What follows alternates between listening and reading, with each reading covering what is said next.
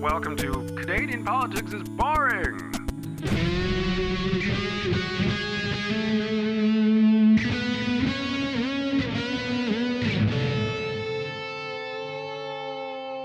There we go. Hey! Hey! Woohoo! Haha! We're back. I think Ooh. we're all Hey. rejuvenated. The election's gone. We're all feeling better.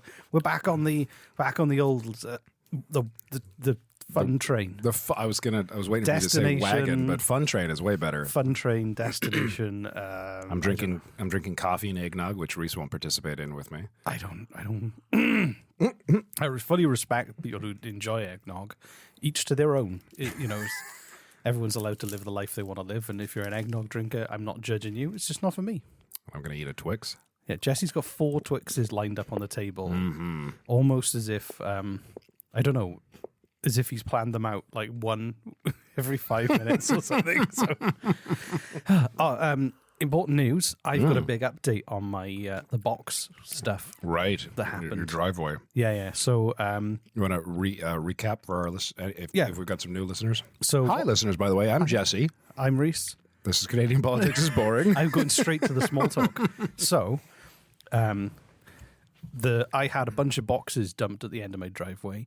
They had the name and address of a neighbour who lived about 5 minutes away. So I tracked them down online and found their details because their name and address and all their information was on these packages. And rather than shaming them on the resident site, calling the municipality to fine them or anything like this, I just reached out to them and said, hey, aren't you afraid of identity theft? I've been able to contact you and find out all this information about you. I've got a picture of you now because... Anyway. That's very fun. You actually sent them this. And they came back to me and they were like, I have no idea how the boxes got there. My husband, the woman who had messaged, her husband had left them on the end of the driveway. They'd vanished and they wondered where they'd gone. So I think what happens is some people go around looking through boxes to see if there's anything good in there and then they dump them at our place. Why would they go to their driveway, look through their boxes, decide there's nothing good in them? I think they picked them up rather than looking through them on the end of the driveway. Oh, and they walk with and them. then they dump them off. So somebody's going through all the garbage. So I said to my kids, I was like, "This is a mystery." I said, "We're all victims here," and it got me thinking about suburbia and the amount of crime in suburbia. So true crime everyone seems to love true crime. It's the number one genre of all podcasts of all time. Sure. Okay. Yeah. That's true. So I'm going to launch a new podcast. Oh, good. Called True Suburban Crime. Do you want to hear my trailer? I do want to hear your trailer. Here you go.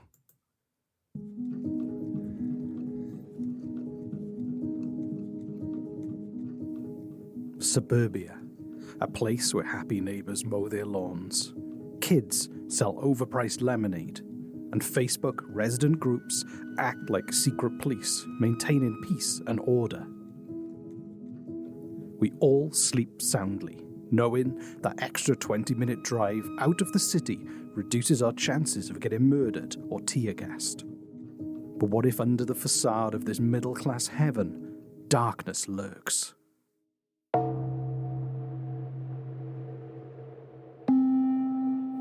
I'm Reese Waters, and on my new podcast, True Suburban Crime, I'll uncover the untold horrors that plague suburbia. From garden sheds flaunting planning guidelines to residents not cleaning up their miniature labradoodles' crap. Clotheslines mocking local bylaws as they flap in the breeze, and the sheer terror of bored teenagers doing stuff. This show will chill you to the bone as we expose true suburban crime.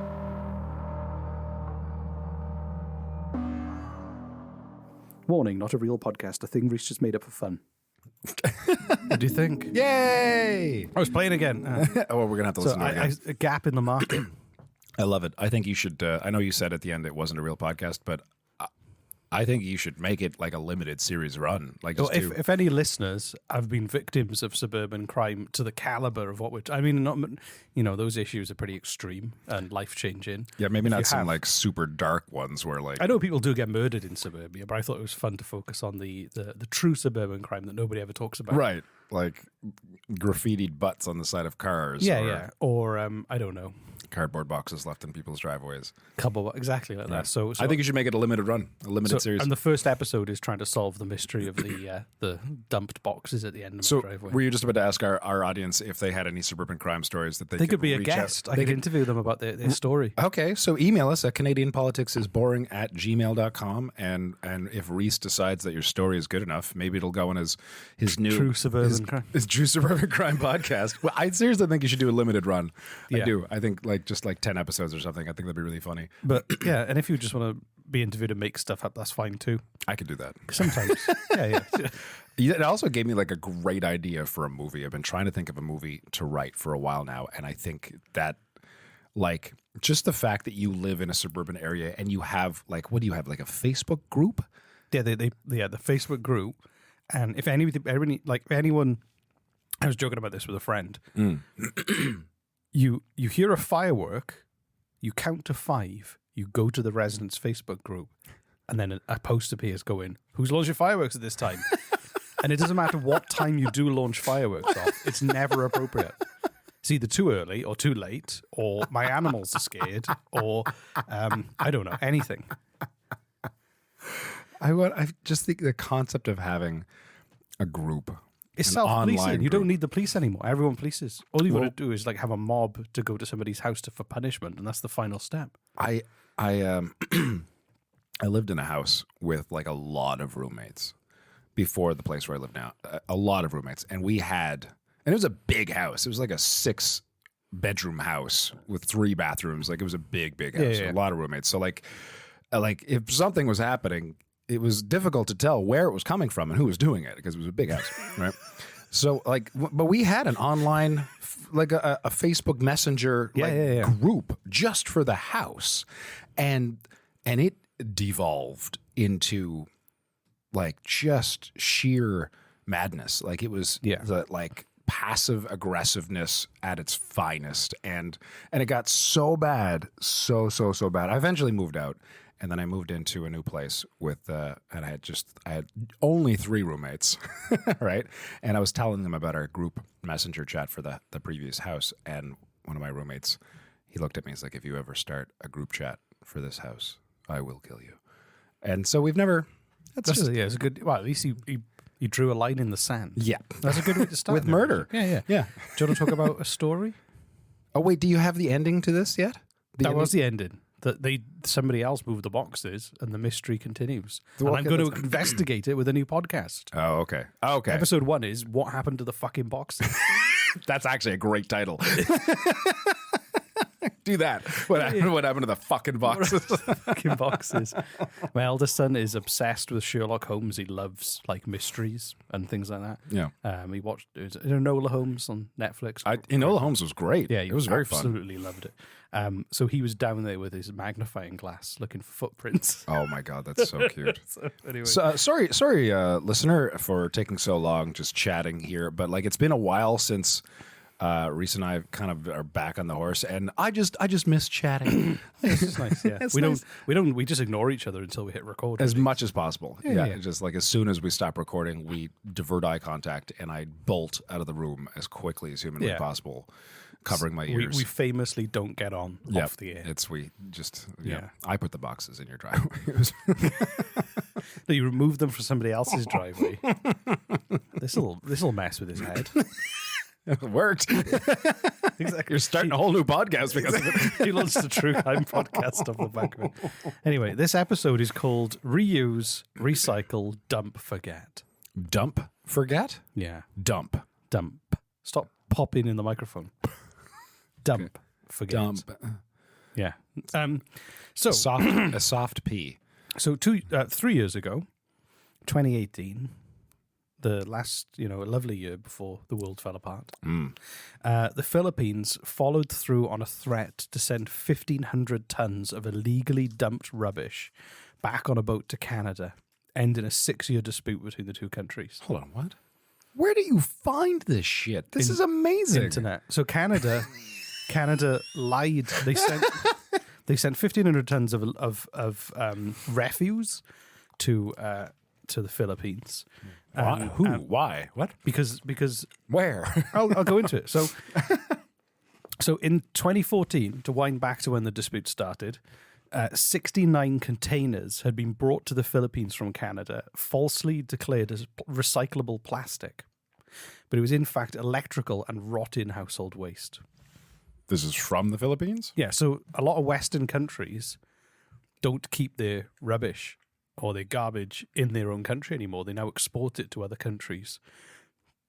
So recycling, for instance, will go to another country to be recycled. Okay, I didn't know that. So if a country is like, we need to recycle all this garbage, we'll send it to this other country that recycles, and they just have a program. Do they where does? Well, it's kind of like, like how I didn't know that. Yeah, like how like 50, 60 years ago, they would have just had a dump outside the city. Right. And they would have just put it there. And we've gone, living standards are way better. Nobody lives near a dump anymore. If you look at it, essentially, we used to have all of our kind of like poverty and social problems were all within a country or a region. But instead, we've exported those problems to other countries. So what they've done is export that. What do we do with all the waste we produce to countries that don't have as much money, who will take it off us cheaply as a source of income? So the idea of it was like, hey, this is recyclable plastic. Here's 69 shipping containers from Canada of stuff you can remake to do other things with. Turns out it was just broken electrical goods and like food waste. Oh, so hold on. So normally it's like a free exchange. No. They sell the rubbish. Are they actually? Or they pay them to take it off them. Sorry. So like there'll be a value to it. So like another country would sell us their plastic remains. So Canada exports all of it.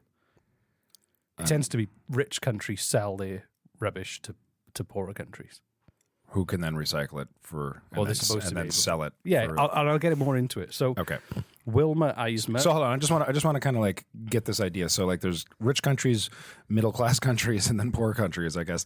And then the rich countries will sell their recyclable materials to middle class countries, who will then recycle that stuff and then sell it for a profit to other countries. They'll make other things out of it. Okay, so that's what we're. Yeah. They just want to, like, Western countries just want to get rid of it. I'm feeling really stupid. It's like my brain is not turned on yet, and it's like a hand me down. It's just like a hand me down kind of. It's almost it works for everyone, right, apart from the people who end up having to live in so in Canada had quote unquote purchased, maybe not quote unquote. No, they'd sold. Literally, Canada. No, what? So Canada had sold. It's like a weird Abbott and Costello sketch. So I'll just read it, and it'll explain everything. Okay. So, Canada had delivered 69 shipping containers. Like we've got listeners who genuine. Okay, well, like they're one-time listeners, and then they leave a 1-star angry review of how they can't believe how stupid I am, and it's just because I don't care about politics, and Reese learns it just before he teaches me. But like this episode, I'm really coming across as a complete and total moron, and that's okay. I'll own that. I'll just read it because it'll explain everything. Okay. I'll tell. You're trying to get me to explain the story now, but it's laid out in a way that will unveil. I'm interrupting you in the middle of explaining the story to explain the story to me. Explain the story to me now. I will. I'm trying.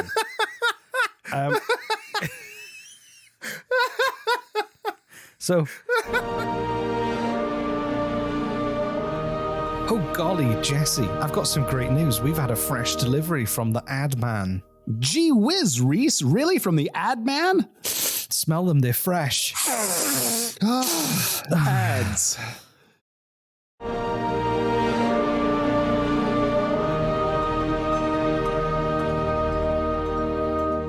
Can I talk about Wilma? Like from the Flintstones? No. Wilma Eisma is the administrator of Subic Freeport. And she confirmed in 2018 that 69 containers of garbage had been loaded and sent to Vancouver. From where? From the Philippines, from this port. So the dispatch of Canadian rubbish had been sitting in 2 Philippine ports since 2013 and 2014, and Canada refused to acknowledge the issue. They're like, here's your Canadian recyclables. Oh, look, it's worthless to us and also disgusting. Because imagine household food waste and electrical goods rotting for 6 years in 69 shipping containers. And we bought this? No, Canada dumped it in the Philippines. Oh, this is our problem. yeah. This is That a we gave it Canadian- to them. Yeah. Oh. Oh, wow. So it became Okay, this is where it's starting to Yeah. clear up for me. And the environmental activists, including people from like Greenpeace and Eco Waste Coalition, said that they started a campaign with some banners on boats saying Philippines not a garbage dumping ground. So it's I mean, that's just a great slogan for any country. Yeah. Honestly. So the Philippines, If you want to raise your tourist dollar, like I your know. tourist impact, that's Not- a great not a- slogan. not a grumpy- Not a dumping ground. it's like Halifax, very few people get murdered. Yeah. Right? Exactly. Tell me you wouldn't want to visit. I want to live in Halifax. Is that your Canadian? You're working on your Canadian accent. That's or- my no. That was was good. That was like a chirpy American. Yeah. Okay. Yeah. That'll work. That's- So the Philippines won a legal case in 2017 which ruled Canada had to take responsibility for the waste, but they still did nothing. And the Philippine president, Rodrigo Duterte, What's his name? Rodrigo Duterte. He's This is a Filipino name. he's a very aggressive leader who believes in the police should just be allowed to shoot drug dealers in the streets without kind of. Wow. Yeah. This is the Philippines. This is the Philippines. Yeah. Okay. So he took a very he's very hardline. He took a very personal interest in the saga, demanding Canada take back the waste or vowing to have it towed and dumped in Canadian waters. I'm kind of with him on this. On this occasion, On this one yes, occasion. he's hardline. Yeah. He's known for having murdered lots of people, but Yeah, that doesn't mean I'd vote for him. No, even a broken clock is right twice a day. Right, exactly. So it got so bad that the Philippine government recalled its ambassador and consuls in Ottawa because they failed to comply with a May the 15th deadline to take it back. And apparently the relationship between Duterte and Trudeau was already tense because Trudeau had vocally criticized Duterte's violent crackdown on illegal drugs. Oh my God, I know why you're killed telling me thousands. this story. Do you? Oh, this can't be a coincidence. What are you Reese. talking about? My piano, your office. What about it? You need me to take it back? No, this I is left nothing it to do with Jesse left his piano in my office during the live stream. No, this is not about your. This isn't a. And I left it. It's been here for a month because I've been sick, and I didn't want to come and infect the office. This but isn't, like, this isn't a long-winded metaphor. I thought it was for a second. I'm like, oh, that's really clever. Because in this story, I would Take your fucking piano home in already. this story, I would Jesus. be Duterte, the hardline. You would be. If you don't take it home tonight, or I'm going to set fire to it in front of your house. So It was just earlier you were telling me that your business partner was begging, not asking, begging me to take the piano it's home. taking up a whole desk. We don't have that many desks. So like I know what I'll do. Don't worry. I'll do a podcast episode tonight where I do this like long-winded story of how you shouldn't leave stuff at other people's place. Yeah, this isn't 69 containers of household waste and electrical goods. So I'll take the piano. Okay. true story. A woman, Kate, knocked on the door asking if she could buy it because she saw it through the window. That's hilarious. And her piano was just broken.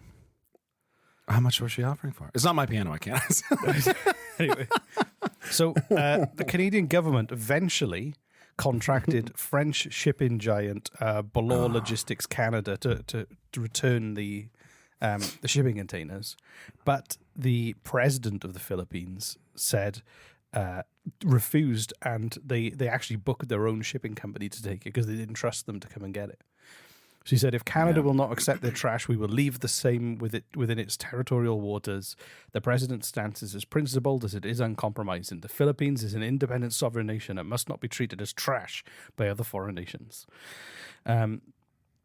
So, and to give you a bit more context about it, so prior to the January 2018, Canada had shipped half of its recycling exports to China, which was about which did used to import 45% of the world's global waste. Wow. And it was mainly To recycle and use and it was whatever. plastic that was either burnt just for for energy. For shits and We giggles. just burn plastic. I love burning plastic. Horrible for everything. Yeah, and just Involved. a bit of advice: get a plastic water bottle, set it on fire, smell the fumes, right, go really deeply, and then you just nothing's the same ever again. Yeah, because it's Don't do that. Don't do that. That's horrible advice. That's incredibly toxic. I know. Just- It was a joke. I can't tell with you anymore. Dear listener, please do not do what Reese just said. Or recycling what they were supposed to. So, but China banned imports of 24 types of solid waste, including unsorted paper and all lots of different types of plastic and mainly plastic bottles. So what happened was, Yeah. So Canada needed a new place to dump it. so Southeast Asia, they have lax environmental regulations. Don't we have our own recycling plants? I don't get it. Like, aren't we recycling our own shit? It would make sense. I don't see the environmental benefit of loading up into shipping containers and all that fuel expended on ships to take it other places. Right?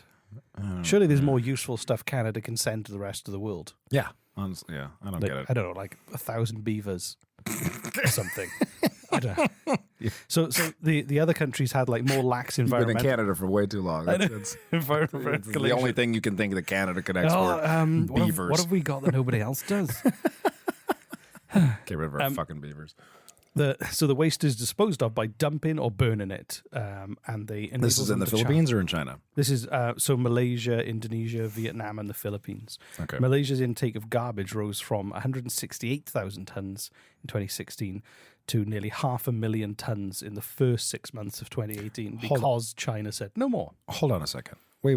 These countries aren't recycling it? They're just dumping it or I'll tell you burning what- it? I'll tell you what happens to it. So, basically, So, whereas countries like Canada will sell it to these countries who will take the money and then just take it and dump it in a corner or so- burn it. So a significant percentage of this imported trash is composed of mixed municipal waste that cannot be recycled. Much of it ends up illegally incinerated on roadsides and dumped in unregulated landfills where it releases highly poisonous fumes, or is dumped in rivers where it finds its way to the oceans. I love our fucking world. Oh my God. It's a great system. It's just a fucking fantastic place we live in. Oh, Jesus Christ. So, This is. the I need a Twix. the Malaysian Prime Minister. I need a candy bar from a Just wait corporate for that- entity. just wait for that rapper to end up in Malaysia. Thanks, Reese. So the Malaysian Prime Minister Mahathir Mohamad has criticised the practice of wealthier countries such as the UK, United States, Canada, and China because they send their non-recyclable waste and their recyclable waste to other places. They've also sent 3,000 tons of illegally imported plastic back to places like Spain, the US, China, Japan, France, and Canada, and it keeps escalating. There were 265 containers of abandoned plastic waste illegally imported from Hong Kong, Canada, Belgium, Japan, Germany, and the US just sat in a port in Malaysia. And I love this. So when the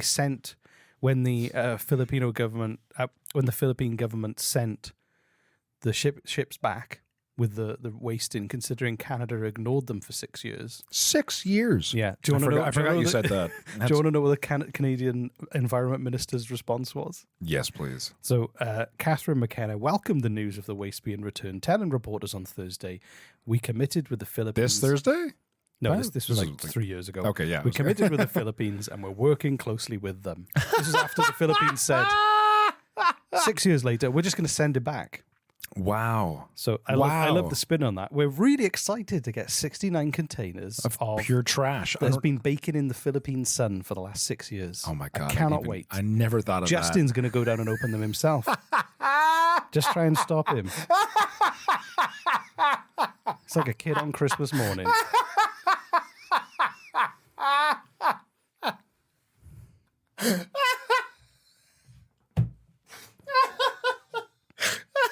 So there we are.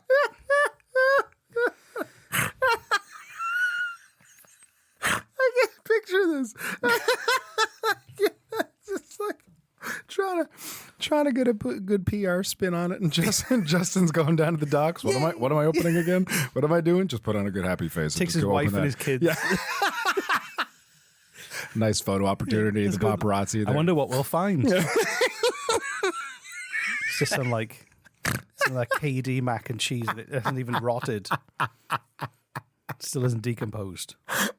Just try and stop him. Justin, you really should. No, I'm going. God damn it. Oh my God. Oh, that was really funny. So there we are. So, yay. So the message I want everyone to take from this is please recycle. I got a better idea. Don't recycle your bottles with recycling. What you need to do is, because of global warming or the climate change and the sea levels rising, keep all your plastic bottles, just tape them together to build a giant raft. Because by the time the sea levels rise from all the destroying and the That's smart. temperature changes, Yeah. you then have some kind of galleon built out of Evian bottles. That's great. If only the Tom Hanks had that in Castaway, like a metric To be shipping honest, container full If of, Castaway was done today, there would be enough bottles washing up on the beach for him to Right. do that anyway. or an entire shipping container yeah. that was just full of plastic container. No, it wouldn't be plastic. It would be rotting. Would it float? Would a shipping container full of plastic bottles float?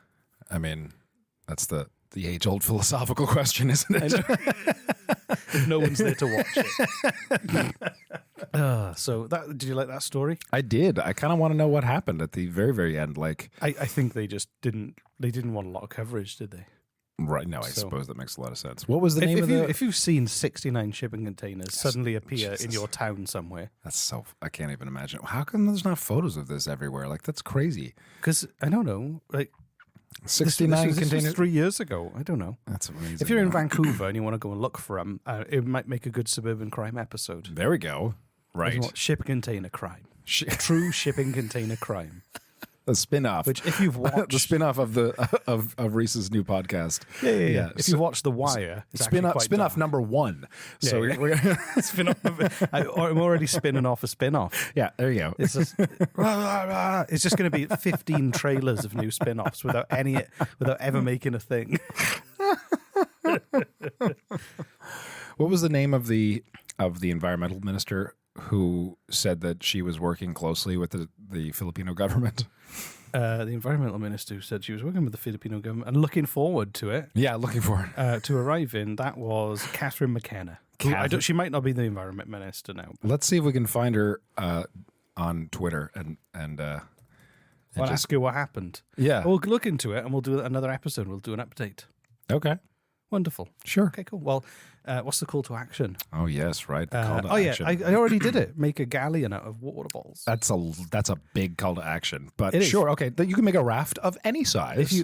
What can you make out of recyclable materials? Oh, that's Send a us good one. Send us a picture. Oh, I like that. Send us a picture of what. Yeah, so it's Arts and Crafts Day. Like, remember we had the cake made out of stationery? That was amazing. This is now make a waterborne craft from recyclables. There you go. Anything you want.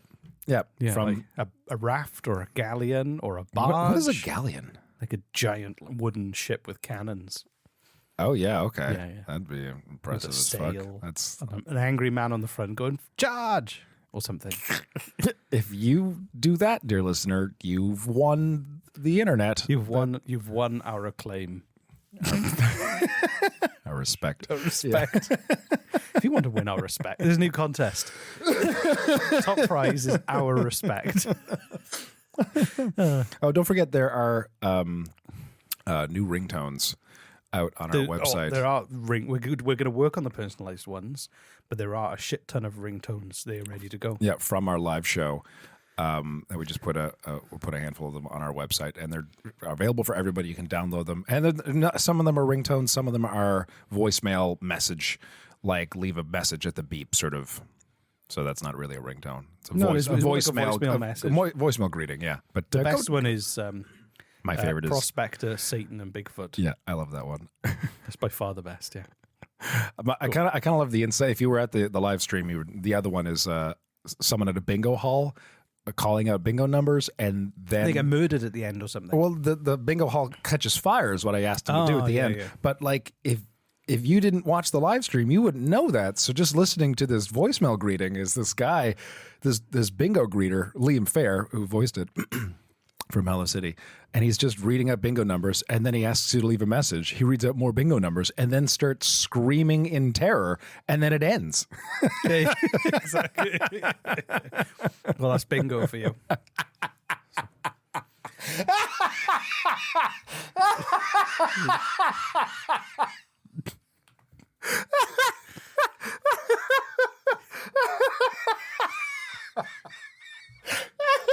I'm going to go now. Thanks very much for listening. That's how you know bingo is over. Bye, everyone. Do you want to say bye, Jesse?